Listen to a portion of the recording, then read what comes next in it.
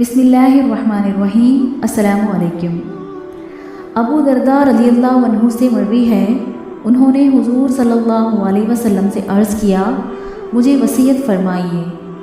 آپ صلی اللہ علیہ وسلم نے فرمایا، پاکیزہ ہنر اختیار کر، نیک اعمال کر، اللہ تعالیٰ سے ہر دن کی روزی طلب کرتا رہ، اور اپنے آپ کو مردوں سے شمار کر۔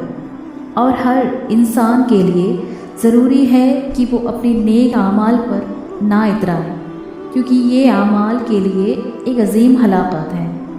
ایسا آدمی اعمال کر کے اللہ تعالیٰ پر احسان دھرتا ہے، حالانکہ اسے یہ علم نہیں ہوتا کہ اس کا اعمال مقبول ہوا یا نہیں۔ ایسے گناہ جن کے بعد ندامت اور شرمندگی ہو، اس عبادت سے اچھے ہیں جس میں تکبر اور دکھاوا شامل ہو۔ انشاءاللہ العزیز اللہ تعالیٰ ہمیں کہنے سننے سے زیادہ اعمال کی توفیق دے، جب تک ہمیں زندہ رکھے، اسلام اور ایمان پر زندہ رکھے۔ آمین ثم آمین۔ جزاک اللہ خیر۔